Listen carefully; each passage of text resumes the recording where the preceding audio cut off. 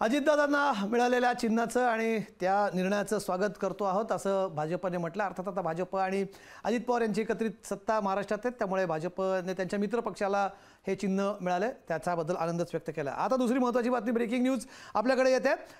रोहित पवार यांची प्रतिक्रिया आली। रोहित पवार यांची प्रतिक्रिया फार महत्त्वाची आहे। पवार घराण्यातलीच ही प्रतिक्रिया आपण अर्ध्या विंडोत बघू शकतो। ही काय त्यांची प्रतिक्रिया, त्यांनी रोहित पवार यांनी आपल्या प्रतिक्रियेत इथे म्हटलेलं आहे।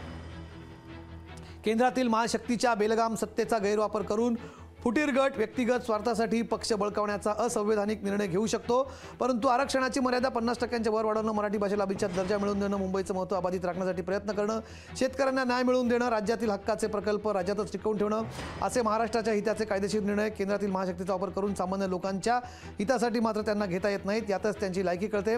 आज सत्तेचा गैरवापर करून पक्ष आणि चिन्ह जरी बळकावलं असलं तरी पक्षाचा बाप आमच्या सोबत आहे, लढेंगे और जीतेंगे। रोहित पवार यांची ही प्रतिक्रिया। शरद पवारांचा एक फोटो त्याच्यासोबत जोडत त्यांनी हे ट्विट केलं आणि हॅशटॅग लढेंगे और जीतेंगे असं ट्विट, ही सगळ्यात पहिली प्रतिक्रिया पवार परिवारातली आपण म्हणू शकतो समोर आलेली आहे।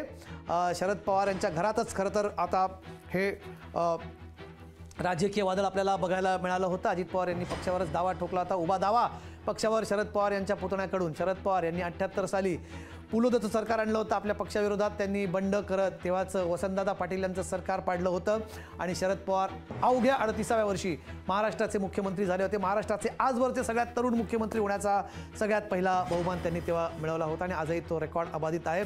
38व्या वर्षी शरद पवार महाराष्ट्राचे मुख्यमंत्री झाले होते आणि त्यानंतर त्यांची राजकीय कारकीर्द सुरू होती। त्यानंतर त्यांनी काँग्रेस पक्षाची काँग्रेस पक्षामध्ये त्यांचं येणं जाणं सुरू होतं। काँग्रेस कधी बाहेर जायचे, परत काँग्रेससोबत यायचे। राजीव गांधी असताना ते काँग्रेस पक्षासोबत परत आले, त्यानंतर पुन्हा 1999 मध्ये त्यांनी काँग्रेससोबत फारकत घेत राष्ट्रवादी काँग्रेस पक्ष स्थापन केला।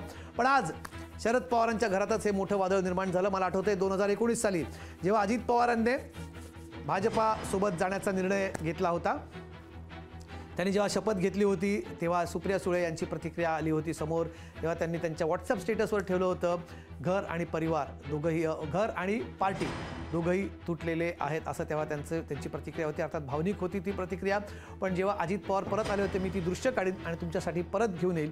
अजित पवार हे त्यांच्या बंडानंतर ते सरकार 78 तास टिकलं।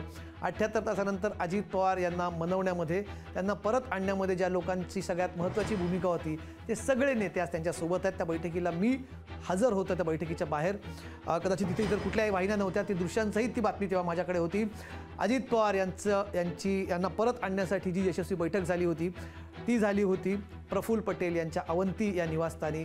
तिथे अजित पवारांना ज्यांनी अजित पवारांची मनधरणी केली होती ते नेते कोण? 1 प्रफुल्ल पटेल, 2 छगन भुजबळ, 3 सुनील तटकरे, 4 छगन भुजबळ। आज हे चारही नेते ज्यांनी मनधरणी करून अजित पवारांना परत आणलं होतं ते आज अजित पवारांसोबत सत्तेत आणि वेगळ्या गटामध्ये आहेत। अर्थात त्याच्यानंतर अजित पवार हे आपले बंधू, त्यांचे बाजूलाच त्यांच्या बंधूंचं घर आहे, त्यांच्या भावाचं घर आहे, तिथे जाऊन थांबले आणि अजित पवारांनी देवेंद्र फडणवीसांसोबत असलेल्या सरकारमधून बाहेर पडण्याचा निर्णय घेतला। अर्थात 78 तासच उलटले होते। अजित पवारांनी आपण आपल्या उपमुख्यमंत्री पदाचा राजीनामा देत आहोत त्या पार्टीच्या शपथीनंतर असं सांगितलं आणि देवेंद्र फडणवीस यांचं ते सरकार अल्पावधीतच म्हणजे अर्थात 78 तासातच कोसळलं आणि अजित पवार यांची घर वापसी झाली। संध्याकाळी साधारणपणे 7:30-8च्या सुमारास अजित पवार एकटेच गाडीत बसून सिल्वर ओक निवासस्थानी आले आणि तिथे त्यांनी शरद पवारांची भेट घेतली आणि झालेली सगळी कटुता मिटली। त्याच्यानंतर जेव्हा उद्धव ठाकरे यांचा शपथविधी झाला तेव्हा अजित पवार जेव्हा तिथे आले, विधिमंडळात जेव्हा त्यांना यायचं होतं, गेटवर सुप्रिया सुळे यांनी आपल्या चुलत भावाला मिठी मारत आणि हसत त्यांचं स्वागत केलं होतं। जमल्यास ही दृश्य देखील तुम्हाला मी दाखवीन जेव्हा अजित पवार परत आले होते। पण अर्थात सगळी कटुता तेव्हा मिटली, अजित पवार पक्षात परत आले आणि अजित पवारांना उपमुख्यमंत्री पद तेव्हा मिळालं। अर्थात त्या गोष्टी सांगण्यामागचं कारण की हा इतिहास आहे। 2019 ते 2024 या काळामध्ये अनेक गोष्टी घडल्या। अजित पवार पक्षात होते, पक्षात बंड केलं, भाजपसोबत गेले, परत आले, उपमुख्यमंत्री झाले, परत पक्ष सोडून गेले, पक्षावर दावा ठोकला आणि आज राष्ट्रवादी काँग्रेस पक्षाचं घड्याळ हे चिन्ह आणि राष्ट्रवादी काँग्रेस हे नाव अजित पवार यांच्याकडे आलेलं आहे। ही या क्षणाची सगळ्यात मोठी बातमी आहे। पवार परिवारातलं बंड आपण हे म्हणूया। महाराष्ट्रात यापूर्वी पुतण्यांची अनेक बंड झाली, पण हे बंड, या बंडात म्हणजे राज ठाकरेंनी बंड केलं। लोकशाही मराठी ऐका, पहा, जागरूक रहा।